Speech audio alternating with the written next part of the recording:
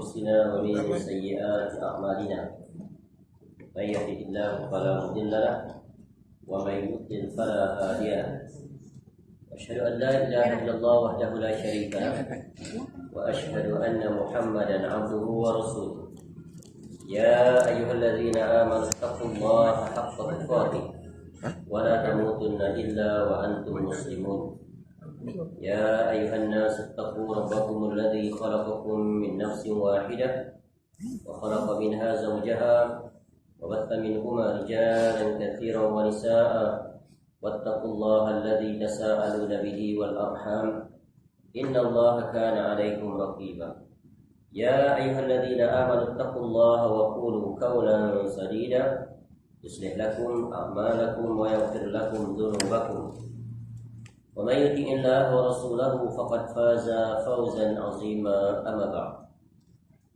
فإن أصدق الحديث كتاب الله وخير الهدي هدي محمد صلى الله عليه وسلم وشر الأمور محدثاتها وكل محدثة بدعة وكل بدعة ضلالة وكل ضلالة في النار اللهم إنا نسألك علما نافعا ya Allah kami memohon kepada Engkau ilmu yang bermanfaat warizqan thayyiban dan rezeki yang baik wa amalan mutaqabbala dan amal yang diterima. Alhamdulillah, dan kita bersyukur kepada Allah Subhanahu wa taala dapat kembali kita bertemu pada petang ini untuk kita sama-sama menyambung dalam pelajaran kita dengan mengambil faedah dari kitab yang bertajuk Jalan Golongan yang Selamat, Minhajul Firqatin Najiyati wa Ta'ifati Al-Mansurah, yang merupakan hasil karya daripada Syekh Muhammad bin Jamil rahimahullahu ta'ala. Sebuah kitab yang memuatkan perbahasan khusus terkait tentang akidah yang meliputi 46 bahagian, 46 tajuk yang dipaparkan secara ringkas agar kita dapat mengambil faedah daripadanya. InsyaAllah pada petang ini kita akan memasuki bahagian yang ke-13. Bahagian yang ke-13 untuk surat 74, yaitu di bawah tajuk hukum hanya milik Allah Ta'ala semata-mata. Inil hukmu illa lillah, yaitu yang diambil daripada ayat Al-Quran Al-Karim. Baik, Syekh rahimahullah dalam tajuk ini menjelaskan kepada kita bahawa Allah menciptakan makhluk dengan tujuan agar mereka beribadah kepadanya semata-mata. Dan ini sebagaimana yang telah berlalu penjelasannya, hendaklah setiap kita mengetahui tentang kenapakah kita ini diciptakan oleh Allah Ta'ala. Dan Allah Ta'ala tidak menciptakan kita ini sia-sia tanpa ada sebarang tujuan. Ya, tujuannya tak lain dan tak bukan untuk beribadah. Apa dalilnya? Sebagaimana yang telah dipaparkan, Allah sebut di antaranya dalam surah Az-Zariyat ayat 56. Wa ma khalaqtul jinna wal insa illa liya'budun. Dan tidaklah aku ciptakan jin dan manusia melainkan supaya mereka itu semuanya beribadah kepadaku. Apa makna ibadah di sini? Adalah mentauhidkan Allah dalam perbuatan hamba, iaitu melaksanakan apa saja perintah Allah untuk Allah semata-mata, dan tidak boleh sesekali disekutukan dengan makhluk. Kerana makhluk itu yang dicipta. Makhluk adalah hamba. Makhluk bukan berstatus tuan. Ya, maka yang menciptakan itu adalah Allah. Maka wajib Allah Ta'ala itu diibadahi, sebagaimana yang Allah perintahkan kepada kita sebagai umat Nabi sallallahu alaihi wasallam dalam Iqrar pada ayat yang ke-4, ayat 5. Iyyaka na'budu wa iyyaka nasta'in. Hanya kepada Engkau ya Allah kami beribadah, dan hanya kepada Engkau lah ya Allah kami minta tolong. Dua ibadah yang sangat agung. Satu ibadah mencakupi seluruhnya, satu lagi ibadah adalah khusus, iaitu memohon, meminta. Kerana sebahagian hidup kita ini pasti kita tak akan terlepas daripada meminta sesuatu. Meminta kepada siapa?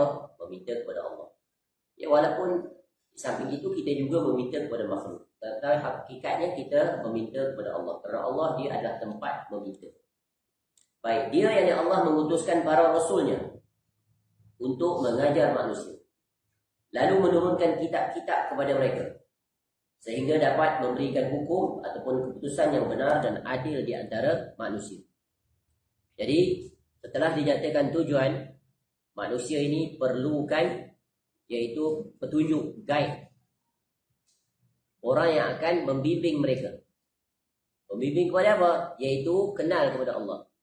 Dan apabila mereka mengenali Allah Ta'ala, maka mereka dapat melaksanakan apa yang Allah Ta'ala perintahkan kepada mereka. Dan ini tak akan dapat dilakukan melainkan menerusi perantaraan Rasul. Ya, dan Rasul ini akan mengajari manusia. Ya, mengajar bagaimana? Nabi SAW mengajar dengan 3 cara. Mula baca dulu, yatlu alaikum, bacakan ayat-ayat. Kemudian wa yuzakkihim, mensuci, membersihkan mereka. Dan yang ketiga, wa yu'allimuhumul kitab. Kemudian mengajar mereka dengan kitab, iaitu Al-Quran dan Al-Hikmah, iaitu ucapan-ucapan Nabi SAW. Baik, jadi Rasul-Rasul itu diutuskan ya, dari satu generasi ke satu generasi, sebagaimana yang telah berlalu. Dimulai dengan Nabi Nuh AS. Setelah berlaku 10 kurun, kemudian manusia mula menyimpang daripada jalan yang satu, iaitu mentauhidkan Allah. Mereka terjatuh dalam berbagai pelanggaran, keluar daripada aturan. Dan Allah tak membiarkan kesyirikan itu berlaku. Ya, dan akhirnya apa yang dilakukan? Allah utuskan Rasul yang pertama, iaitu Nabi Nuh AS. Baik, kemudian ya, Rasul-Rasul ini datang bersama mereka, di antara mereka disertai dengan kitab. Ya, dan kita tahu ada 5 kitab yang wajib kita imani, kita akui. Bermula dengan kitab Zabur, Taurat, Injil, Al-Quran. 4 Zabur, Taurat, Injil, itulah. Ya, dan Al-Quran. Kemudian suhuf-suhuf. Seperti Nabi Ibrahim AS menerima suhuf. Baik. Jadi ya, sebab apa? Sebab manusia ini di antara mereka pasti akan berlaku perselisihan.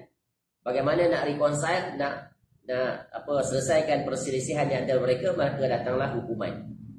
Ya, jadi hukuman itu datang daripada Allah Ta'ala. Kerana Allah dia maha mengetahui. Ya, Allah Al-Alim dan Al-Hakim. Allah maha mengetahui dan Allah maha bijaksana.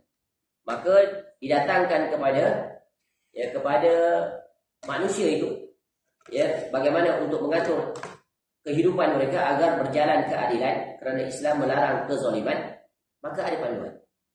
Sebab itu agama ini dia mesti ada 3 perkara padanya.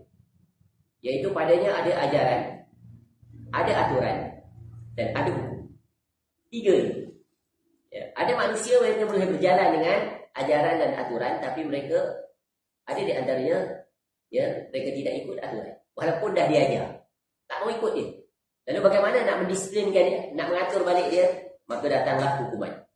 Ya, dan manusia yang bukan semuanya baik. Ada saja di antara mereka yang terjatuh ke dalam penyimpangan. Jadi Allah sebut contoh dalam surah Al-Baqarah, surah yang kedua ayat 213. Kana an-nasu ummatan wahidah fa ba'athallahu an-nabiyyina mubasysyirin wa munzirin wa anzala ma'ahumul kitaba bil haqq liyahkuma bainan nas ya fi makhtalafu fihi. Ya. Jadi umat manusia ni asalnya adalah umat yang satu. Mereka berada di atas satu akidah. Tapi berlalunya masa, mereka mula menyimpang. Lalu apa yang berlaku? Allah utuskan kepada mereka itu para nabi. Apa tujuan para nabi itu? Tugasnya iaitu untuk memberikan khabar gembira dan juga peringatan. Khabar gembira jika kamu kembali di atas aturan Allah, ajaran dan hukum yang telah ditetapkan oleh Allah, maka kamu akan mendapat khabar gembira dengan syurga. Kalau kamu menentang, mengingkari, bahkan berani pula mencabar, maka persiapkan diri untuk mendapat azab di negeri akhirat yang sangat pedih, iaitu neraka. Ya, jadi bersama dengan Rasul itu diutuskan bersama mereka itu dibekalkan dengan panduan kitab-kitab. Apa tujuan kitab itu? Untuk menghukum di antara manusia, dijadikan sebagai reference untuk ya, menyelesaikan apa saja yang timbul di kalangan mereka, apa saja yang mereka perselisihkan. Maka semuanya dibawa ke meja perundingan. Dan dalam perundingan itu yang dirujuk adalah apa? Qala Allah wa qala Rasul. Kalau bagi kita lah umat Nabi SAW, betul kan? Ya, jadi hukum ini adalah perkara yang termaktub di dalam 2 sumber ini. Namun kenyataannya nanti akan ada manusia yang mula mempertikai, tidak bersetuju, protes, bahkan berani untuk mengenepikan dan menafikan dan membatalkan hukum-hukum ini. Berdasarkan apa? Bukan berdasarkan Bukan berdasarkan rasional, bukan, tapi berdasarkan hawa nafsu. Nanti kita akan datangkan contoh. Baik. Hukum tersebut tercermin dalam firman Allah dan sabda Rasul SAW. Jadi Nabi SAW pun bagi contoh. Ya, contoh penerapan. Apa contoh penerapan yang Nabi SAW bagi? Iaitu contoh sebagaimana yang berlaku kepada salah seorang daripada sahabat daripada satu kaum yang disebut, sebagaimana Aisyah radhiyallahu anha meriwayatkan, iaitu tentang keadaan wanita dari Bani Makhzumiyah yang telah didapati tertangkap mencuri. Lalu tentu akan dijatuhkan hukuman oleh Nabi SAW berdasarkan undang-undang yang termaktub dalam Quran tentang hukum orang mencuri. Bila terpenuhi syarat, maka akan dipotong tangannya. Gelangan tangan dipotong, hilang di jari. Hilang, potong kat sini. Ya. Lalu mereka pun cari jalan bagaimana untuk melepaskan. Maka guna kabel. Ambil perantaraan. Lalu mereka temui salah seorang yang dekat dengan Nabi SAW. Kesayangan Nabi SAW adalah anak pada Zaid bin Harithah radhiyallahu anhu. Siapa anak Zaid bin Harithah? Usamah bin Zaid bin Harithah radhiyallahu anhu. Lalu Usamah pun datang bertemu Nabi SAW. Nak bagi syafaat, nak minta agar barangkali diringankan atau dilepaskan. Secara ringkaslah. Lalu Nabi SAW pun berdiri dan menyampaikan satu ucapan. Apa kata Nabi SAW? Wahai manusia, sesungguhnya yang membinasakan orang-orang sebelum kamu adalah jika ada orang yang mulia, memiliki kedudukan, pangkat, darjat berbagai-bagai, di antara mereka yang mencuri, maka mereka biarkan, tidak dihukum. Atau dalam bahasa lain, diringankan hukuman. Namun jika yang mencuri itu adalah orang yang lemah, rakyat biasa, orang yang tidak ada gelaran, kedudukan, tak terpandang dalam masyarakat, maka mereka akan menegakkan hukum terhadap orang tersebut. Demi Allah, kata Nabi SAW. Ya, Nabi SAW kata apa? Ya, demi Allah, ya, lau anna Fatimata binta Muhammadin saraqat laqata'tu yadaha.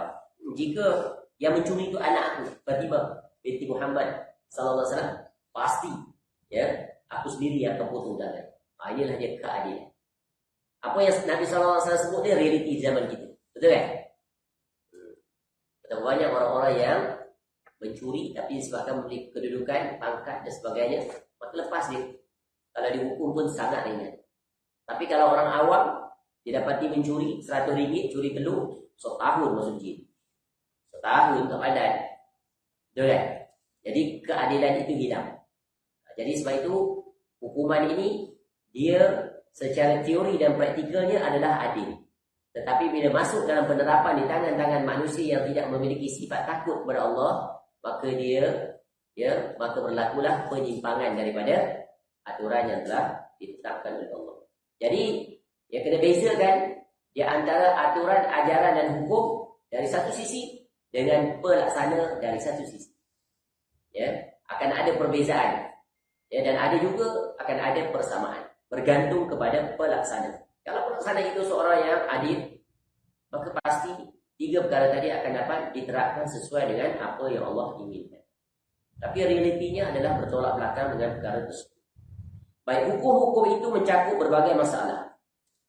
Di antaranya ibadah, muamalah, yakni pergaulan antara sesama manusia, aqaid, iaitu kepercayaan, akidah, tasyrik, yakni penetapan syariat, siasah, politik dalam mengurus tadbir negara, dan berbagai masalah manusia lainnya. Jadi Islam ini adalah satu cara hidup, ajaran yang komplit cakupannya terhadap seluruh keperluan aturan hidup manusia. Tak ada satu pun yang tertinggal.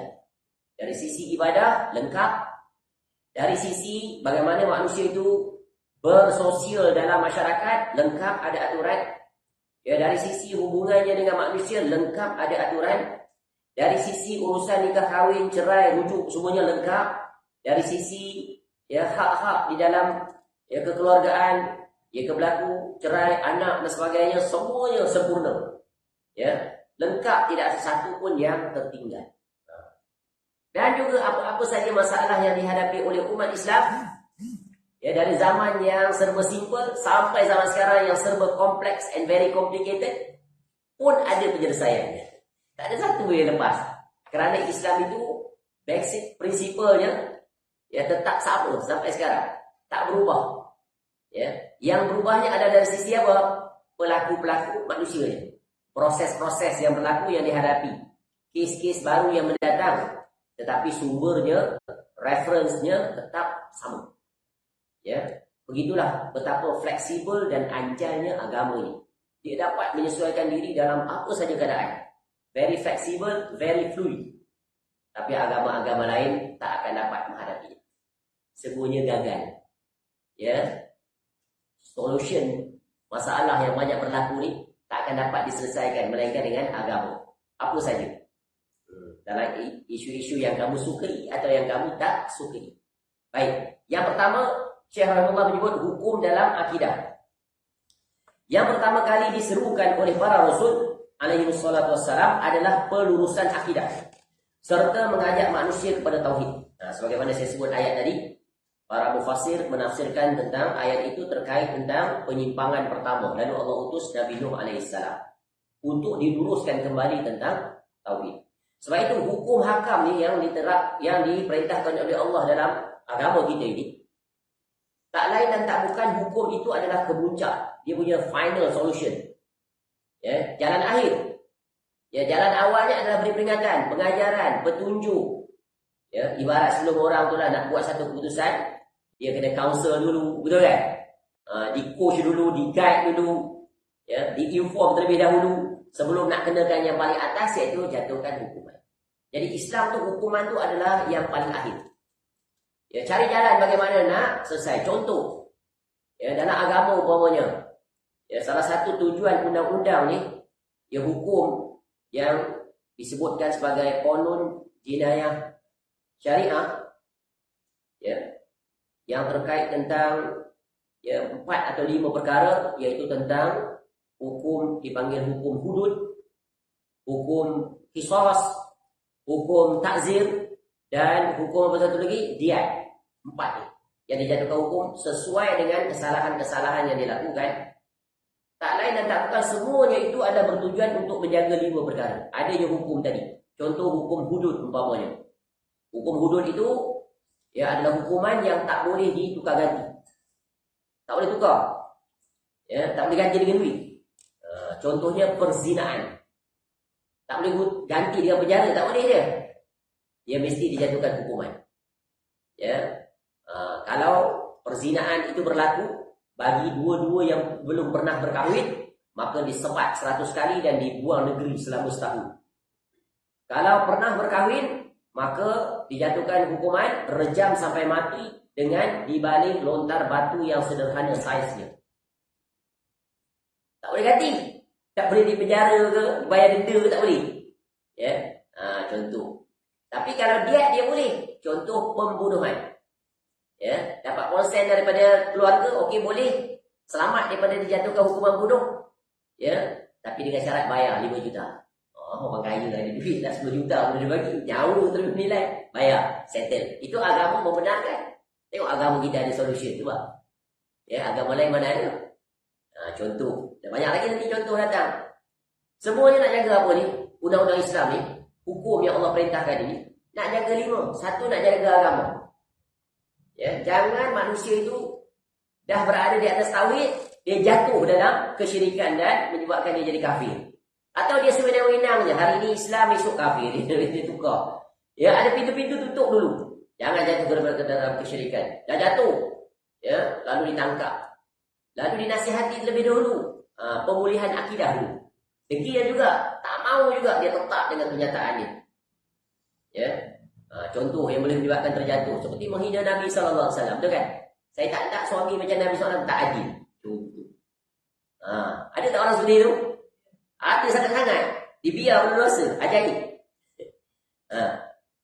Namun ada saja orang yang akan membantah dan menjelaskan kebatilan orang tersebut. Itu satu daripada sekian banyak. Saya tak suka Nabi SAW bersenang-senang pergi, ya, bersendirian di Gua Hira, membiarkan isteri di rumah, mengurus anak dan sebagainya. Ini ucapan kufur, kafir otomatik. Sebab apa? Menghina Nabi SAW. Tapi kalau tak diberlaku undang-undang Islam, orang itu akan berleluasa melakukan pelbagai. Dan manusia anggap dia betul kan. Macam-macam dia sentuh. Tentang isu poligami, betul kan? Sampai tahap tu berani dia. Ya, padahal yang menetapkan hukum itu siapa? Allah. Allah yang maha mengetahui. Al-Alim dan Al-Hakim. Dia maha mengetahui dan maha bijaksana. Apa yang Allah buat itu pasti ada. Ya, ada kebaikan untuk kita. Tapi begitulah manusia. Bila dia tolak wahyu, dia letak hawa nafsu, habis. Ya, dia guna akal dia yang lemah untuk menolak wahyu Allah yang maha kuat, yang maha mengetahui. Baik. Nabi Yusuf misalnya, alaihissalam, ketika berada di dalam penjara, beliau alaihissalam menyeru kedua temannya kepada tauhid. Ketika keduanya menanyakan kepadanya tentang takbir mimpi ataupun tafsir mimpi, sebelum Nabi Yusuf alaihissalam menjawab pertanyaan keduanya, dia berkata, Ya sahibi sijni a'arbabun mutafarriquna khairun amillahul wahidul qahhar ma ta'buduna min dunihi illa asma'an sammaytumuha antum wa aba'ukum ma anzalallahu biha min sultan inil hukmu illa lillah amara an la ta'budu illa iyyah dzalika ad-dinul qayyim walakinna aktsaran nasi la ya'lamun. Hai kedua penghuni penjara, manakah yang lebih baik? Tuhan-tuhan yang bermacam-macam itukah ataukah Allah yang Maha Esa lagi Maha Perkasa? Kamu tidak menyembah yang selain Allah kecuali hanya menyembah nama-nama yang kamu dan nenek moyang kamu membuat-buatnya. Allah tidak menurunkan suatu keterangan pun tentang nama-nama itu. Hukum yang keputusan itu hanyalah kepunyaan Allah. Dia telah memerintahkan agar kamu tidak menyembah selain dia. Itulah agama yang lurus. Tetapi kebanyakan manusia tidak mengetahui. Surah Yusuf ayat 39 hingga 40. Jadi, ya, Syekh Rahimahullah mengambil satu contoh ayat daripada surah Yusuf. Padahal tak terhitung banyaknya ayat yang menjelaskan tentang hukum yang terkait tentang akidah ataupun tauhid. Jadi kalau hukum yang paling utama adalah hukum iaitu kewajipan menegakkan tauhid dalam diri dan seluruh masyarakat sampai ke bernegara. Kewajipan pemerintah jaga yang satu ni. Jangan rakyat itu terpeleset daripada akidah yang benar. Tapi nampak macam mana pemerintah tidak bersifat seperti itu. Tak jaga. Orang bebas berbicara dibiarkan begitu saja. Tak diambil tidak. Padahal akan membawa bukan dia saja, bahkan orang-orang yang menjadi penyokong, pendukung, followers dia semua jalan bersama dengan dia. Dan betapa banyak pada hari ini ya, kelompok-kelompok, aliran-aliran, pemahaman-pemahaman yang sangat berbahaya dari sisi tauhid, dari sisi akidah. Betul kan? Gerakan apa contoh? Ya, seperti pluralism, liberalism, secularism nama dah. Ya, apa lagi? Feminism. Perempuan lah, feminism. Nak menyamaratakan, nak bagi sama, taraf. Ya. Padahal tak sikit Pak ni. Dalam Pak tengok. Kita ambil contoh dalam poligami lah. Ya. Cuba tengok. Sebelum Nabi SAW datang, sebelum agama datang, bagaimana kedudukan para wanita di peta dunia dalam keadaan yang tiada nilai, no value. Betul kan? Dijadikan barang dagangan. Tiada nilai dalam masyarakat. Tengok orang-orang Arab Jahiliyah. Bila anak perempuan lahir apa mereka? Bangga tak? Tak. Bahkan ada di antara mereka membunuh hidup-hidup anak perempuan. Mereka sangat bergembira kalau anak lelaki itu yang dilahirkan. Ya, kemudian bagaimana para wanita itu dijadikan sebagai untuk pemenuh hawa nafsu para lelaki. Lihat raja-raja dunia ketika itu berapa ramai wanita yang dia miliki. Di samping yang sah dan yang tak sah terhitung banyaknya. Ketika Dr. Zakir Naik membantah dalam ceramah perdana dia, ya, seorang wanita Hindu tanya dia, I'm not agree with Islam about yang membenarkan lelaki kahwin lebih dari satu jadi 4 boleh maksimal. Saya tak setuju. Oh, sedap dia cakap. Silap orang. Dr. Zakir Naik jawab, dia tanya satu-satu. Ya, sekian raja. Ya, berapa orang? Ya, lalu wanita Hindu tersebut kata tak tahu, adalah 1, 2. No. Salah satu raja Hindu ini dalam kitab kamu sendiri ada 16,000 isteri. 16,000 something tu.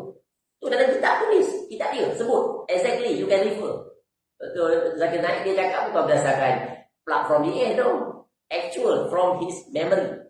Ya. Kemudian dia kata, contoh lain. Ya, raja-raja lain. Kemudian, cuba lihat. Nabi Ibrahim AS ada berapa isteri? Ada 2, betul kan? Tapi lepas tu ada lagi. Ya. Nabi Sulaiman AS berapa isteri? Ratus. Yang kita tahu ada 99, betul kan? Kalau tak silap disebut 100 lebih. Ada lagi. Ya. Kemudian, tengok raja-raja dunia. Ya. Emperor Cina. Berapa ramai ada dia? Tak terhitung. Ya. Tak terhitung. Mana-mana memang tak amalan dunia dulu macam tu. Tapi bila Islam datang, apa yang dibuat oleh Nabi SAW? Untuk cari jalan tengah, betul kan? Sebab memang ya, amalan satu dunia. Lalu dihadkan hanya pada 4. Itu pun 4 berapa persen saja di kalangan umat Islam yang mampu untuk melakukan. Kebanyakannya tak. Betul kan? Sebab dia option, dia bukan mandatory. Bukan mandatory, dia option dengan syarat yang ketat. Masalah kenapa kelompok ini menolak bukan dari sisi itu sebenarnya, dari sisi pelaksanaan. Sebab banyak berlaku ketidakadilan terhadap wanita yang dipoligami, betul kan? Dan kemudian barangkali undang-undang pula selalu memihak pada kaum lelaki. Datang mengadu ke jabatan agama umpamanya, ya dah kena tumbuk, kena terajam, ya ustaz tu kata baliklah bersabar. Balik bersabar. Ya, kau tak kena, nak bersabar apa lagi, balik jadi kena lagi. Ya, kemudian barangkali kes-kes birokrasi dan sebagainya. Jadi sebabnya bukan di hukum Allah itu bukan, tapi disebabkan oleh yang pincangnya dari sisi pelaksanaan dan penerapan. Ini masalah. Jadi kena tackle masalah di situ, bukannya yang perkara teras tadi. Itu kesilapan. Begitu juga cuba lihat dari sisi perhambaan, slavery. Slavery ini memang salah satu benda yang dah lama tamadun dunia, betul kan? Kerajaan Mesopotamia, kerajaan Babylon dan betul Sumuru, semua dah ada perambaan. Bahkan Bani Israel itu menjadi hamba, third class citizen di bawah kerajaan Firaun. Betul kan? Dan perambaan itu dah meluas, memang satu tradisi. Berperang saja, bukan setakat perang, dapat tawanan jadi hamba. Boleh tangkap ni, sambil jalan nampak orang tangkap jadi hamba, boleh jual di pasar-pasar. Padahal Islam hanya iktiraf satu je dalam peperangan. Bila datang Islam, apa Islam buat? Ya, tak boleh dihapuskan dia, tapi diminimiskan dia. Ya, dengan syarat-syarat ketentuan yang sangat ketat yang tidak ada pada perambaan yang dilakukan di mana-mana di atas muka bumi.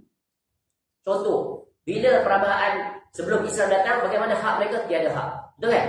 Dizolimi, disesa dan sebagainya. Dia tiada hak langsung. Tapi bila Islam datang, dilarang menyakiti para hamba. Betul kan? Kena treat dia sama macam ahli keluarga.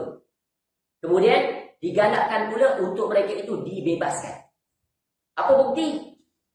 Contoh dalam bab nazar, dalam bab kafarah, dalam bab puasa. Betul kan? Salah satu untuk membebaskan daripada perkara tersebut apa? Membebaskan hamba, betul kan? Puasa 2 bulan berturut-turut, ataupun bagi makan orang miskin 10 orang satu hari, ataupun bebaskan, merdekakan hamba. Nampak? Dan begitu juga ketika peperangan. Apabila ditawan ya para hamba, dan di antara hamba tu dia jadi hamba sebab ada di tawanan perang, ada di antara mereka kaya-kaya. Bukan miskin, kaya.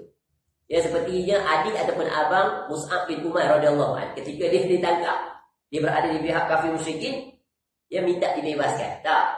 Walaupun adiknya atau abangnya Mus'ab itu adalah sahabat Nabi SAW, nak pakai kabel dia. No. Apa dia kata ni? Pada yang menawan tu, pada abang dia tu, atau adik dia, abang saja. Kamu pergi minta kat mak dia. Mak dia kaya. Tu temu saudara dia. Padahal mak dia juga. Masya Allah. Tengok. Bahkan digalakkan. Ya, untuk dibebaskan hamba itu dengan syarat. Di antara hamba-hamba itu ada yang pandai-pandai. Maka minta mereka mengajar. Mengajar orang-orang Madinah. Mengajar bahasa Ibrani ke. Dah pandai, kamu pun dibebaskan. Sampai tahap tu Islam. Nampak? Akhirnya habis. Tak ada lagi perambaan. Abraham Lincoln di Amerika perambaan. Ambil masa berapa lama untuk dibebaskan orang kulit hitam yang dibawa daripada Afrika? Berapa lama? Tak tahu sejarah kan? Saya bagi jawapan. Lebih kurang 400 hingga 600 tahun baru terjadi. Sekarang ada lagi tak perambaan? Ada lagi tak? Ada. Kalau tidak, tak adalah saya buat yang besar. Hentikan pemerdagangan orang. Itu bukan perambaan tu. Ya, bukan kata nama hamba gunakan anak-anak itu untuk pergi jual sana sini, untuk jadi pengemis. Nampak tak? Dia wajah dia, cara dia, modus operandi dah berbeza. Sebab itu bila Islam datang, Islam akan settlekan semua. Tak boleh buang semua, tapi dia minimiskan, berikan hak dan keadilan. Sebab itu hukum Islam ni Masya Allah. Tapi kalau kita timbang dengan wahyu, habis tolak semua. Ya, padahal itulah dia agama. Kerana yang menetapkan hukum hakam semuanya siapa? Allah. Ingat dari dua sisi, nama dan sifat Allah. Al-Alim, Al-Hakim. Takkan Allah nak perintahkan sesuatu itu perkara yang mendatangkan mudarat, betul kan? Pasti mendatangkan kebaikan.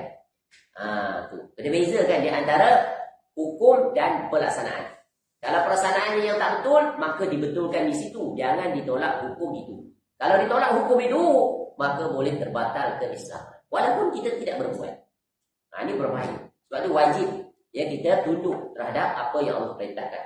Jangan didahulukan nafsu, dahulukan wahyu. Yang kedua, hukum dalam ibadah. Ini akidah, ada hukumannya. Ya. Jadi wajib ditegakkan perkara ini. Hukum dalam ibadah, kita wajib mengambil hukum-hukum ibadah.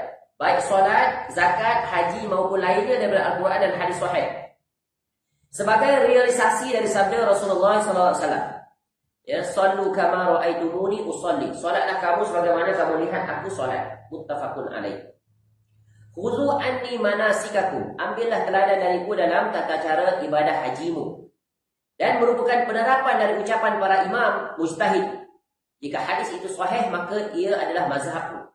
Bila di antara imam mujtahid terjadi perselisihan pendapat, kita tidak boleh fanatik ataupun taksub terhadap perkataan seseorang di antara mereka, kecuali kepada yang memiliki dalil sahih yang bersumber dari Al-Quran dan As-Sunnah. Ini kaedah.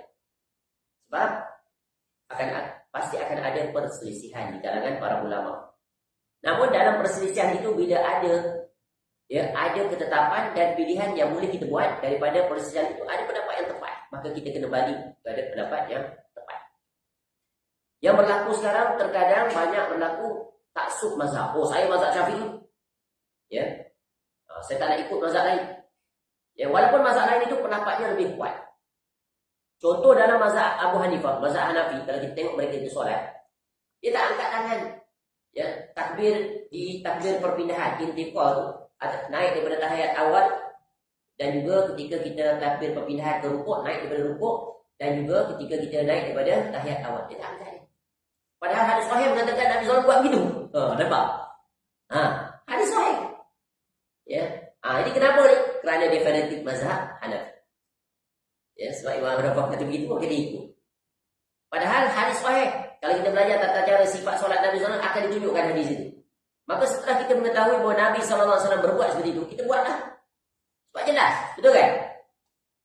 Kenapa masih lagi berdegil tak mau ikut cara Nabi SAW? Begitu juga cara haji Nabi SAW. Cara haji Nabi SAW sangat simple, straightforward. Tak payah khusus 12 bulan, tak payah 10 bulan, tak payah. Sekejap je, betul kan? Sampai gantung leher kat buku, sampai pusing baca satu-satu, doa punya bergila-gila. Padahal Nabi SAW ajar, very simple. Haji tu jadi takut tu. Takut nak pergi umrah, takut. Susahnya nak buat umrah. Padahal ya Allah senang. Tak sampai 2 jam selesai dah umrah tu. Tawaf 7 kali. Betul kan? Lepas tu solat sunat, minum air Zam-Zam, pergi pula ke Sa'i 7 kali. Sini ada baca, sini ada baca, sampai jalan tu baca ke apa? Pada tawaf tadi pun baca sampai ada Rabbana atina fid dunya hasanah. Sekarang buat macam-macam fashion. Tadi dapat YouTube. Tengok, yang siap declare sampai pusing tu. Akidah Nabi, Asy'ariyah, Maturidiyah. La ilaha illallah, mana datang. Kuat-kuat lah tu, ramai-ramai. Pening kepala dah kawal. Padahal pusing kamu baca masing-masing lah. Ya, boleh baca Quran sampai pusing. Boleh berselawat pada Nabi SAW. Apa yang Nabi SAW tak ikat, maka jangan kita pergi ikat dengan tata cara kita. Tak, kita open. Ikut kita. Ada tempat Nabi SAW kata begini, kita buat. Nampak? Mudah tak agama? Mudah. Ya, sebab itu sunnah ini, dia pasti mudah dan pasti boleh dibuat kalau ada kemampuan. Tapi kalau bid'ah, dia yang ajaib bid'ah ni, dia susah dan boleh buat. Tu yang menunjukkan sebab apa? Adanya dorongan pembantu daripada syaitan. Syaitan yang tolong dia sungguh. Sanggup dia. Ya, all out. Dia, ya, berzikir puluh-puluh ribu, 70 ribu. Berzikir, bayar. Ya.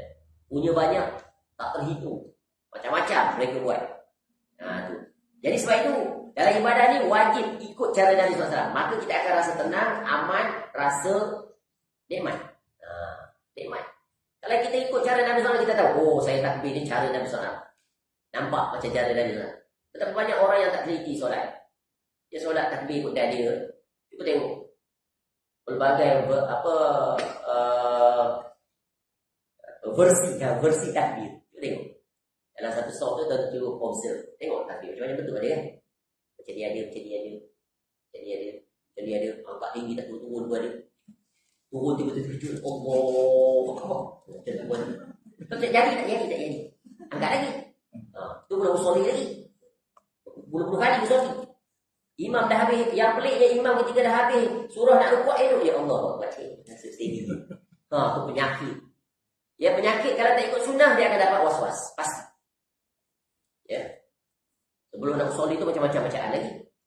Macam-macam bacaan. Ya. Jadi kalau ikut cara sunnah Nabi SAW, ya. Baru belajar nak tanya. Pasal kunut. Doa kunut subuh. Nak tanya di sudut apa tu? Boleh ke tidak? Macam mana Nabi? Kalau imamnya berkunut, maka kita berkunut lah. Tapi terkadang barangkali gini. Kita dah pegang berapa dalam kunut ni. Kita solat masbuk masuk rakaat kedua. Naik rakaat kedua kita lah tu je. Imam tu dah selesai. Ketika itu kita tak payah kunut lah. Boleh. Kita nak berkunut pun boleh. Bergantung kepada keyakinan kita. Sebab itu ni bukan masalah lah. Dalam bab fiqh ni memang tak ada satu pun yang tidak ada perselisihan. Sebab tu lahirnya Allah lahirkan 4 mazhab ni. Apa hikmahnya 4 mazhab ni? Ada mazhab Hanafi, ada mazhab Maliki, ada mazhab Hanbali, ada mazhab Syafi'i, ada mazhab Hanbali. Kenapa? Kerana mendatangkan kemudahan kepada kita untuk melakukan ibadah. Dalam keadaan satu mazhab pegang satu pendapat yang contoh. Mazhab Syafi'i pegang sentuh lelaki dan wanita walaupun dia tu isteri kita tanpa berlapis batal wudu. Betul kan? Ni. Tapi dalam situasi tertentu kita terpaksa tinggalkan ni sebab sulit. Sulit jadi mana? Contoh kalau kita bersesak-sesakan dalam apa-apa lah. Betul kan? Yang kita nampak tu kalau umrah haji tu kan boleh bersentuh kan? Mana boleh nak elak. Tempat berwudu punya lah jauh tu. Kalau Masjidil Haram tu keluar daripada dia. Jauh underground tu. Ada orang pergi ambil air Zam-Zam tu. Tak boleh lah. Itu bukan tempat berwudu dalam masjid. Kau kena keluar. Tu contoh. Jadi ketika itu ada pendapat mengatakan tak membatalkan. Ni para ulama sebab masing-masing juga ada dalil. Mazhab Hanafi kata tak batal dulu. Hanbali kata tak. Hanafi kata kalau bersentuh dengan syahwat baru batal. Kalau tak. Ya. Mazhab Syafi'i tak. Syahwat ke tak syahwat ke? Lalu ulama bantah. Habis apa dalil kamu mengatakan sentuh dengan anak tak batal? Anak perempuan. Dia kan perempuan. Mana dalil mengatakan batal? Tak boleh nak datang kan? Contohnya. Dengan isteri. Itu isteri kita kan? Tapi dia ada datanglah dalil-dalil yang ada sebab. Ada dalil la yamassahu illal mutahharun. Tu. Adalah perbahasan-perbahasan. Jadi dalam bab ini memang fiqh ni banyak sangat. Jadi tapi kalau belajar menggunakan kaedah pendekatan mazhab, maka kita kena ikut mazhab. Kita belajar fiqh Syafi'iyah, betul kan, di Nusantara. Maka ketika permulaan itu kita berpegang, kena ikut aturan ini. Tapi bila sampai satu masa, kita dah memiliki kemampuan, memiliki ilmu, boleh buat perbandingan, maka ketika itu kita boleh. Sebab itu beramal ni mesti syarat dengan ilmu, bukan ikut-ikut. Bila sampai tahap itu sebab kita akan bertanggungjawab nanti di hadapan Allah, kita boleh jawab. Sebab kita ada dalil, kita kata, ya Allah, aku pilih pendapat ini sebab berdasarkan apa yang telah aku lihat, aku kaji, aku buat perbandingan, jiwaku tenteram untuk berjalan dengan cara ini. As long pendapat yang kita pegang tu tetap ada dalam lingkungan 4 mazhab, dia tak keluar dari sini. Boleh faham ni? Contoh juga macam musafir. Musafir kalau di sisi mazhab Syafi'i 2 mazhab lah. More than 80 km. Katalah 90 km baru boleh. Ya. Tapi ada pendapat mengatakan tak, asal saja keluar daripada kawasan Walaupun 6 kilometer, dah lepas border dia, boleh. Solat jamak, solat pasar. Bayar. Nampak? Itu perbahasan-perbahasan tu ada. Kalau kita buka kitab fikih sahih fikih sunnah, fikih sunnah Said Sabiq ataupun sahih fikih sunnah oleh ulama yang akan kuliah, kita akan temui itu. Tapi walaupun macam tu, ulama-ulama yang setingkat seperti Syekh bin Baz rahimahullah, Syekh Saleh Al-Utsaimin rahimahullah, kalau tak salah mereka tetap juga pergi pada dua berhala. Walaupun mereka alim, masya-Allah, tak berani juga dia. Teliti dan berhati-hati. Kalau baca tengok macam Syekh bin Baz kalau tak salah Syekh rahimahullah, dia bukan hati itu dua berhala. Walaupun dia datang ke bentang-bentangan bab-bab itu. Jadi sampai satu peringkat, tanya diri kita. Kalau kita yakin, kita boleh pertahankan diri kita dengan apa yang kita pegang. So, proceed. Tapi dia syarat kan. Sebab tu kalau belajar bab fiqh ni, para ulama sarankan kita belajar ikut mazhab. Sebab itulah disiplin yang benar. Sebab dulu para ulama semua ni, mereka belajar ikut mazhab. Contoh, Syekh Muhammad bin Abdul Wahab rahimahullah, dia mazhab Hambali dia.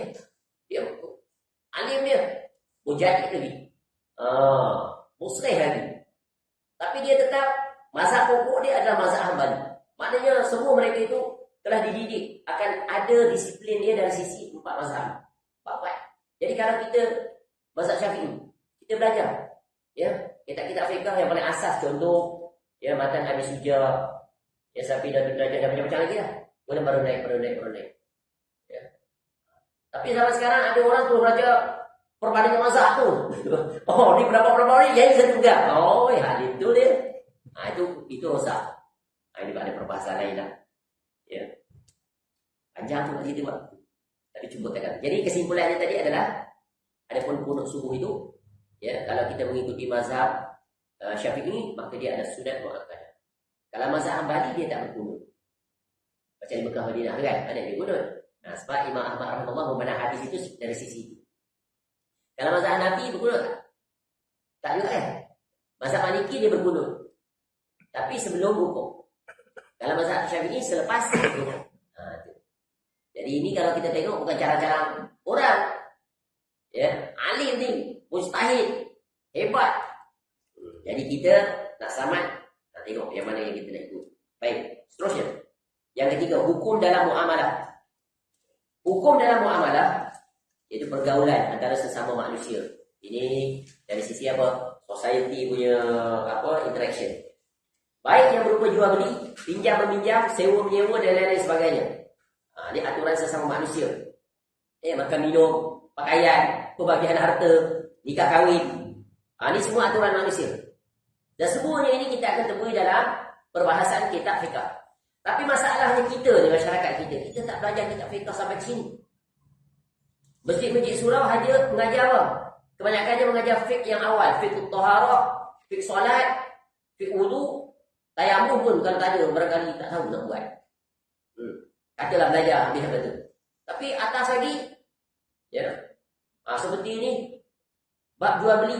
Padahal jual beli itu siang malam kita berurusan. Kadang-kadang anak kita yang kecil kita suruh dia pergi beli. Macam mana hukum ni? Boleh tidak? Dan banyak lagi ya. Padahal itu adalah fardhu ain. Sebab apa? Bila jatuh fardhu ain, bila kita nak berbuat, bila kita nak buat, kita mesti ada ilmu dia. Kalau tak ada ilmu boleh terjatuh. Dia dalam pelanggaran, jatuh dalam riba, jatuh dalam perniagaan yang tak sah. Banyak zaman ni. Ya. Dan banyak lagi. Ya, bab ni. Sewa menyewa, pinjam meminjam, hutang piutang. Bab nikah kahwin. Pergi kursus kahwin berapa hari sekarang? Kita tak pergi dah kan? Nikah kahwin pun hanya ajar bab fiqh, bahagian fiqh je. Bahagian nak mengundi rumah tangga. Nak ajar dari segi conflict resolution macam mana? Ya, ucapan dia tak boleh. Kau jangan suka-suka cakap. Jangan lagi jatuh salah satu tanpa kau sedari, betul kan? Main-main cakap aja. Tidak saya cakap boleh jadi zihar. Menyamakan ibu dengan isteri. Bukan dia. Ya, sebut-sebut. Kita ni tak sesuai dah bersama ni. Dia sebut begitu lah awal muka lima. Nampak? Ada konotasi implikasi dari sisi hukum. Kalau tak belajar, buat perkahwinan ni tuan-tuan. Luas dia. Ada hukum li'an, ada penyusuan, macam-macam di situ. Kena tahu. Ya, kena belajar. Tapi kita mula ni tak belajar sembarang. Sebab tu buat fiqh ni elok. Sebab tu bagusnya dalam masjid surau ni dia ada kurikulum, ada mukarrar, ada silibus. Bukan ikut dan ustaz dia tak mengajar bawa kita asyik ada kita ni. Tak, patutnya masjid tu buat kurikulum. Okey, akidah satu. Bab fiqh satu. Ya. Bab tafsir satu. Bab sirah satu. Bab sunnah satu. Bab ada lagi senarai tu. Katakan silibus ni untuk 3 tahun. Level 1. Okey, ustaz-ustaz ni tengok komputer tak boleh ajar. Ajar. Habis selesai 3 tahun habis dah kita tu. Next level tahun 2 pula. Tapi tak ada kan. Dan tak mengajar kita. Kadang-kadang 2-3 kitab sama je mengajar. Ustaz tu mengajar fiqh taharah juga, yang tu pun fiqh taharah juga fiqh taharah 2 kitab dia lain. Redundant, nampak tak? Jadi kalau masjid tu boleh dibuat seperti sekolah, ya, cara silibus dia, Masya Allah, kita akan nampak perubahan. Masyarakat akan menjadi lebih knowledgeable. Dia belajar puluh tahun, sama pun. Setiap kali soalan tanya, penceramah tu juga yang jawab. Bukan sini lah, tempat lain. Ajaib tak? Ajaib. Itu betapa lemahnya orang-orang kita dalam belajar. Dalam kitab tak bawa. Masjid surau tu mana bawa kitab? Cuba tengok. Bagi kita FOC. Tak ada bawa tu. Saya kalau juga kalau masjid surau tu saya beli buku. Kalau saya beli buku kecil lah, saya beli sebagai free. Tuan-tuan dengar, ingat. Next one datang bawa. Tak dibawa. Oh silap lah, tak bawa kena. Kena beli. Tuan-tuan ni datang bawa badan. Ya, buku dia bawa kitab bukan main. Dia lempek bagai. Lengkap dia 3 buku. Dia datang bawa badan. Soalannya ni. Sekarang siapa ustaz? Tuan ke saya? Dia suka tak suka kan? Tapi begitu, sampai ke tahap begitu kena ajar masyarakat kita. Tapi kalau komentar dalam Facebook dia nombor 1. Jagoan ni macam-macam dia tulis. Nampak tak masyarakat? Bahaya jadi orang jahil tak tahu dia jahil. Kemudian dia nak belagak jadi orang yang ahli. Rosak tak? Rosak. Baik, mari. Ya, firman Allah Ta'ala. Ini berhenti 6.5 kan? Fala wa rabbika la yu'minuna hatta yuhakkimuka fima syajara bainahum. Thumma la yajidu fi anfusihim harajan mimma qadaita wa yusallimu taslima. Maka demi Rabbmu mereka pada hakikatnya tidak beriman, sehingga mereka menjadikan kamu hakim dalam perkara yang mereka perselisihkan. Kemudian mereka tidak merasa keberatan dalam hati mereka terhadap keputusan yang kamu berikan, dan mereka menerima dengan sepenuhnya. Surah An-Nisa ayat 65. Para mufassir ya dengan menukilkan riwayat atau menakalkan riwayat Imam Bukhari radhiyallahu menyebutkan sebab turunnya ayat ini adalah kerana sengketa, iaitu masalah pengairan yang terjadi di antara 2 sahabat Rasulullah SAW. Nabi SAW datang untuk solve masalah mereka itu, settle down pernikahan. Lalu Rasulullah SAW memutuskan bahawa yang berhak atas ya, iaitu pengairan itu adalah Zubair radhiyallahu anhu. Dengan serta-merta lawan sengketanya pun berkata, wahai Rasulullah, engkau memutuskan hukum untuknya. Maksudnya tak adil lah. Dengan membela Zubair radhiyallahu anhu, kerana dia adalah anak makcik. Sehubungan dengan peristiwa tersebut turun ayat di atas ayat tersebut. Dia kata Nabi SAW tak adil. Boleh tak kita kata pada Nabi SAW tak adil? Sebagaimana Zulkhuwaisah. Ya, dia kata Nabi SAW bagi harta, razam perang, tak adil. Ini ucapan begini ni ucapan kufur. Jangan sekali-kali. Boleh tak kita mengkritik Nabi SAW? Tak boleh. Dilarang. Mengkritik para sahabat pun tak boleh. Contoh, ramai orang yang mengkritik Muawiyah radhiyallahu anha, merampas kuasa daripada Sayyidina Hasan radhiyallahu anhu. Tetap merampas itu letak jawatan daripada Ali radhiyallahu anhu, perangan dan sebagainya, tahkim dan sebagainya. Betul kan? Mengkritik, mengatakan Utsman radhiyallahu mengamalkan nepotisme, kronisme dan seumpamanya. Sampai tahap tu berani.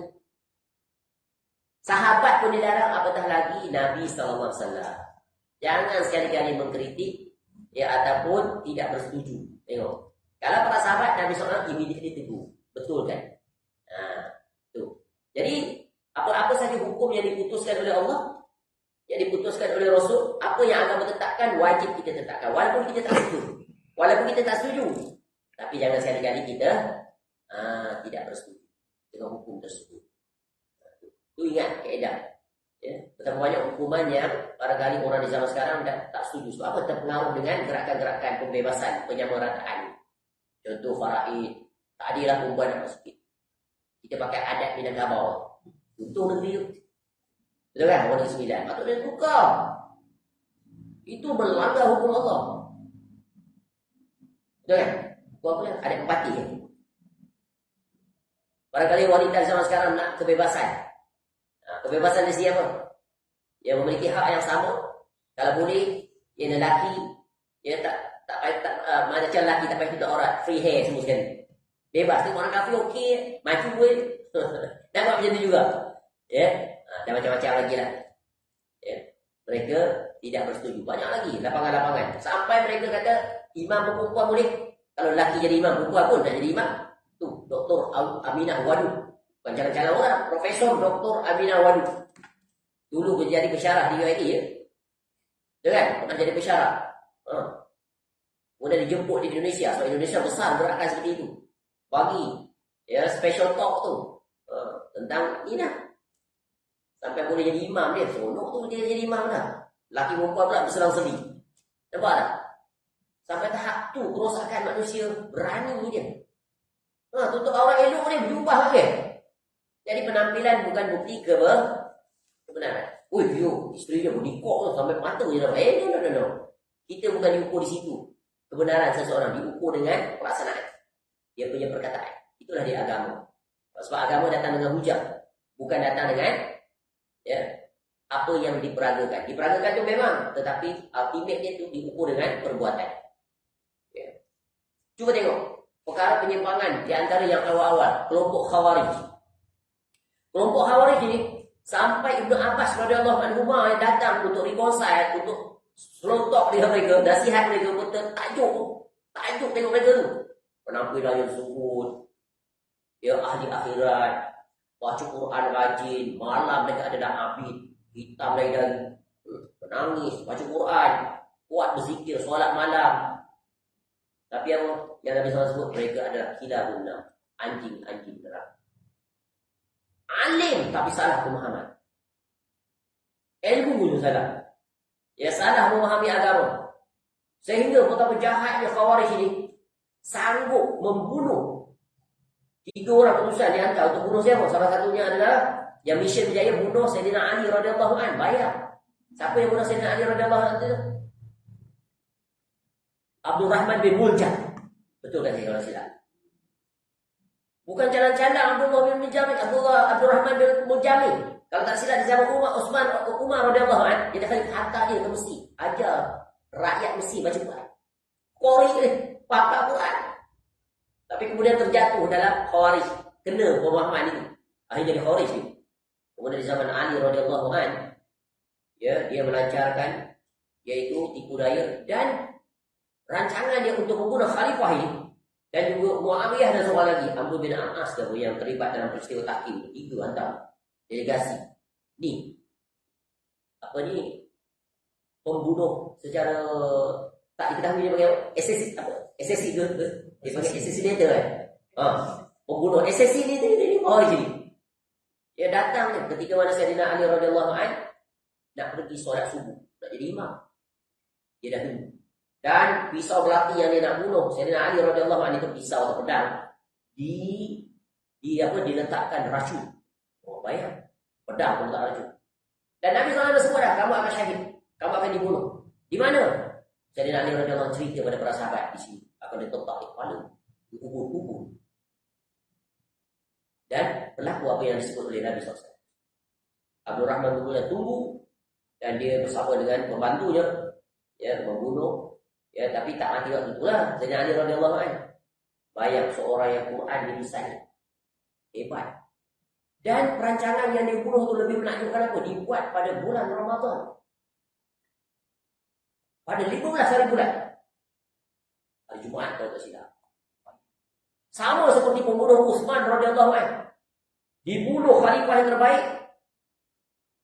Suami kepada 2 anak Nabi SAW. Dijamin syurga. Bayang malaikat mandi kepada dia. Sanggup puak-puak dia bunuh dia. Atas nama agama. Ini sebab dia faham agama salah. Dia jadi gitu. Cukup berbahaya. Dia anggap dia lebih betul pada Utsman radhiyallahu anhu. Masuk akal tu. Yang tak masuk akal tu masuk akal pada dia. Sebab apa? Timbang agama dengan hawa nafsu. Semangatnya melampaui batasan di atas kejahilan. Dibunuh Utsman radhiyallahu anhu dikepung selama beberapa hari.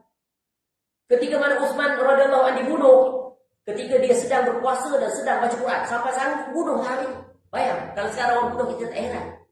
Dia bunuh ketika kita berjalan, di traffic light tembak, betul kan? Ni, ketika baca Quran dalam keadaan puasa, dah dikenali Sayyidina Ali radhiyallahu anhu menantu Nabi SAW, bayang. Dibunuh. Sebab apa? Ni bahayanya kejahilan. Bahayanya memahami agama dengan cara yang salah. Walaupun alim, hebat, tetapi menyimpang, umpan dalam neraka. Khawarij. Bayang. Ada tak pemahaman macam sekarang? Ada. Tu dengan tajuk ni. Siapa tak nak sanakan hukum Islam, pemerintah tu kafir. Seperti IC. Dan mereka-mereka yang memiliki pemahaman seperti itu. Bahaya sungguh. Sebab itu, ya agama ni kalau salah pemahaman, maka akan berisiko kepada salahnya penerapan yang akhirnya buruknya pada Islam. Kita nak defend, sulit, betul kan? Nak tapis semuanya tu, susah. Sebab itu benar, kataan seorang ya, nama dia tak silap dari Syekh Al-Azhar dulu, Syekh Muhammad Abdul rahimahullah. Dia kata apa? Al-Islam mahjubun bil muslim. Islam itu ditutupi keindahannya oleh orang Islam. Sebab itu pelajaran mudah adalah kita ni kena pastikan. Sebab orang lihat kita by first impression, by our appearance and our action, betul kan? Pertama orang tengok kita, terkenal dengan kita, baik atau tidak, tengok penampilan kita, cara kita berinteraksi, berbicara dengan kita. Itu penting. Ya. Tapi kalau nanti cara kita bertindak menyimpang, ini payah. Ya. Jadi kita, each of us, we are ambassador of Islam. Jadi pastikan kita ini berinteraksi sesuai dengan apa yang Allah perintah. Baik. Yang keempat. 4 ke 5. Nak habiskan ke nak berhenti? Ya. Kita baca lah speed reading. Speed reading. Bolehlah ringkas ambil 5 minit boleh extra time. Sekarang zuhur pula. Maghrib pun tamat sikit kan? Okay. Yang keempat, hukum dalam masalah hudud. Pidana dan perdata. Ini jinayah syariah tadi. Ya, qanun. Dan qisas, hukum balas yang sepadan. Hal ini berdasarkan firman Allah Ta'ala, wa katabna alaihim fima anna an-nafsa bin nafsi wal 'aina bil 'aini wal anfa bil anfi wal uzuna bil uzni was sinna bis sinni wal juruha qisas. Faman tasaddaqa bihi fahuwa kaffaratun lah wa man lam yahkum bima anzalallah fa ulaika humuz zalimun. Dan kami telah tetapkan terhadap mereka di dalamnya At-Taurat bahwasanya jiwa dibalas dengan jiwa, mata dengan mata, hidung dengan hidung, telinga dengan telinga, gigi dengan gigi, dan luka-luka pun ada kisosnya. Barang siapa yang melepaskan hak kisosnya, maka melepaskan hak itu menjadi penebus dosa baginya. Barang siapa tidak memutuskan perkara menurut apa yang diturunkan oleh Allah, maka mereka itu adalah orang-orang yang zalim. Surah Al-Maidah ayat 5. Dalam kitab Taurat pun ada hukum untuk Bani Israel. Ya, ada hukumnya. Contoh hukum tentang kisos. Ya, kalau dia luka telinga, maka akan dibalas dengan luka telinga juga. Jangan dipotong telinga. Tengok hukum ni memang adil. Kalau ikut hawa nafsu kita, kau dah lukakan telinga aku, telinga dua telinga kau. Betul. Kadang orang mencuri kan. Orang mencuri, kalau dapat mencuri tu bukan nak dipotong tangan, nak dibunuh terus. Kita tu kalau ikut perasaan hawa nafsu kita, tapi agama tak benar. Sepadan. Sebab tu dalam berdoa, kalau orang buat satu kesalahan, jangan kita doa lebih daripada itu, tak boleh. Berdoa sepadan, ya Allah, kau balas sepadan dengan apa yang diperbuat terhadap aku. Jangan lebih. Ya Allah, masuk ke dalam neraka dia. Bukan gitu. Betul kan? Baru kena curi laptop, semua masuk neraka. Tak padan. Balas setimbal dengan apa yang dia buat tu. Ya, jangan lebih. Sebab itu adalah kezoliman. Islam larang. Dan yang terbaik, doa agar dia diberi hidayah. Itu yang terbaik. Baik. Jadi hukum itu begitulah, dalam hukum syariat kita pun macam tu. Ada hukum kisos, ya, hukum takzir dan sebagainya. Sepadan. Tapi yang terbaik, kalau dia boleh memberikan kemaafan, maka itu yang lebih baik. Betul kan? Pernah berlaku tu dalam sejarah Islam, cuba katakan panjang mesti. Ya pernah. Akhirnya diberikan kelonggaran, maka diberikan kemaafan, ditebus dengan diat, dengan denda, maka selamat sahabat tersebut. Ini dalam perkara yang diizinkan, ada kelonggaran. Tapi dalam bab hudud dia tak ada. Dia ada sebuah kompromis. Tak boleh ditukar dengan undang-undang manusia. Yang itu kena. Ya. Yang kelima, iaitu tasyri', iaitu penetapan hukum adalah milik Allah semata. Ini prinsip penting dalam hukum hakam. Ya, milik Allah Ta'ala mutlak. Allah Ta'ala berfirman, syarha lakum minad dini ma wassa bihi Nuhan walladhi awhayna ilaih. Dia yang Allah telah mensyariatkan bagimu tentang agama apa yang telah diwasiatkannya kepada Nuh dan apa yang telah kami wahyukan kepadamu. Asy-Syura ayat 13. Allah Ta'ala menolak orang-orang musyrik yang memberikan hak penetapan hukum kepada selain Allah. Allah berfirman, am lahum syuraka'u syara'u lahum min ad-dini ma lam ya'zanum bihillah. Ma lam ya'zam bihillah. Apakah mereka mempunyai sesembahan selain Allah yang mensyariatkan untuk mereka agama yang tidak diizinkan oleh Allah? Ya, Asy-Syura ayat 21. Jadi Allah memberikan peringatan. Kalau kita mengganti hukum Allah, seolah-olah kita sekarang menetapkan Allah itu sama dengan makhluk atau mengatasi sehingga kita ganti hukum Allah. Itu adalah dilarang. Ya, dan untuk banyak negara-negara umat Islam yang telah mengenepikan dan mengganti hukum-hukum Allah dengan hukum ciptaan manusia. Dan yang lebih malang, hukum ciptaan manusia itu adalah hukum yang ditinggalkan oleh orang kafir penjajah. Patutnya sudah sampai masanya para pemimpin umat Islam melihat, menilai semula. Tak boleh secara drastik, gradual, sikit-sikit, betul kan? Sikit-sikit. Tapi itulah dia. Ya. Masalahnya dari segi apa? Effectiveness, dari segi execution part. Contoh, ya, dalam mahkamah umpamanya bab nikah kahwin dan sebagainya, itu perlu disegerakan, perlu dipercepat.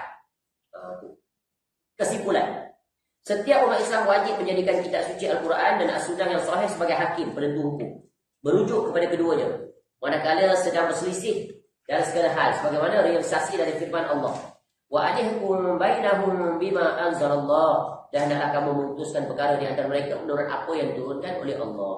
Surah Al-Maidah ayat 49. Juga penerapan dari sabda Rasulullah SAW, wa ma lahum tahkum a'immatuhum bi kitabillahi wa yatakhayyaru mimma anzalallahu illa ja'alallahu ba'sahum bainahum. Dan selama para pemimpin mereka tidak berhukum dengan kitab Allah dan tidak memilih apa yang diturunkan oleh Allah, niscaya kesesaraanlah yang akan ditimpakan di tengah-tengah mereka. Dan itulah yang berlaku sekarang. Jenayah dapat dibendung, dapat diminimal, sulit, bahkan berleluasa. Bila jenayah berleluasa, hilang keamanan. Ya, probability jadi mangsa tu 50-50. At any given time boleh dia berlaku. Ya, sebab apa? Sebab tak ganti hukum manusia. Hukum manusia tak menakutkan langsung. Hukum Allah menakutkan. Hukum Allah preventif. Hukum manusia korektif. And yet not effective. Betul kan? Hukum Allah preventif and yet very highly effective. Bayangkan, kalau seorang kena potong tangan di hadapan ramai, berani? Tak berani. Takut. Kalau berani sangat tu memang luar biasa. Memang luar biasa dulu keberaniannya. Umat Islam wajib membatalkan hukum-hukum. Tu perundangan asing yang ada di negara ini. Seperti undang-undang Perancis, Inggeris dan lainnya yang bertentangan dengan hukum Islam. Apatah lagi setengah-setengah negara yang menjaga pula, melestarikan perkara-perkara syirik, dijadikan sebagai warisan sejarah, diletakkan dalam undang-undang. Dibenarkan. Nampak? Macam mana nak batalkan? Dah masuk dalam hukum dia. Ya, kesyirikan, pemujaan, sesajen semua boleh. Tak boleh dilarang. Itu adalah warisan, ya, nenek moyang yang wajib dilestarikan, bahkan sebagai salah satu keunikan budaya dan negara kita. Itu dia. Padahal semua tempat itu, ya, praktik itu hendaklah dimusnahkan, dihapuskan. Hendaknya umat Islam tidak lari ke mahkamah yang melandaskan undang-undang yang bertentangan dengan Islam. Hendaknya mereka mengajukan perkaranya kepada orang yang dipercaya dan kalangan ahli ilmu, sehingga perkaranya diputuskan secara Islam, dan itulah yang lebih baik bagi mereka. Sebab Islam menyadarkan mereka, memberikan keadilan di antara mereka, efisien dalam hal, ya, wang dan waktu. Tidak seperti peradilan buatan manusia yang menghabiskan, ya, kebendaan secara sia-sia, habis masa, habis tenaga, and yet still, ya, masalah tak dapat diselesaikan. Makin bermasalah lagi ada. Ya. Belum lagi azab dan siksa besar yang bakal diterimanya pada hari kiamat. Sebab dia berpaling dari hukum Allah yang adil dan berlindung pada hukum buatan makhluk yang zalim. Selesai. Itulah secara ringkas. Ada pun perbahasan perincian tentang hukum ni boleh kita rujuk pada kitab-kitab fiqh yang menjelaskannya. Jadi kesimpulannya, agama ini hukumnya daripada Allah untuk menjaga kemaslahatan manusia. Ya, untuk menjaga keharmonian, keamanan, ketenangan, kelapangan, keselesaan. Balik kebaikannya pada kita. Untuk jaga lima perkara. Agama, keturunan, nak jaga nyawa, nak jaga harta, nak jaga akal. 5 ni. Ya, nilai yang sangat besar. Kalau tak terjaga 5 ni, maka berlakulah apa yang berlaku yang kita lihat sekarang. Semoga Allah memberikan hidayah dan petunjuk, kesedaran kepada para pemimpin negara-negara umat Islam agar mereka menyisihkan undang-undang buatan manusia yang mereka warisi. Ya, sedikit-sedikit mereka berganjak pada hukum yang telah ditetapkan oleh Allah Ta'ala. Baik, selesai. Wallahu a'lam, mudah-mudahan bermanfaat. Pada umur kita akan masuk bahagian ke-14. Akidah dahulukah ataukah kekuasaan? Subhanakallahumma wa bihamdika asyhadu an la ilaha illa anta astaghfiruka wa atubu ilaik. Sallallahu ala nabiyyina Muhammad wa ala alihi wa sahbihi wasallam. Wa akhiru da'wana alhamdulillahi rabbil alamin. Assalamualaikum warahmatullahi wabarakatuh.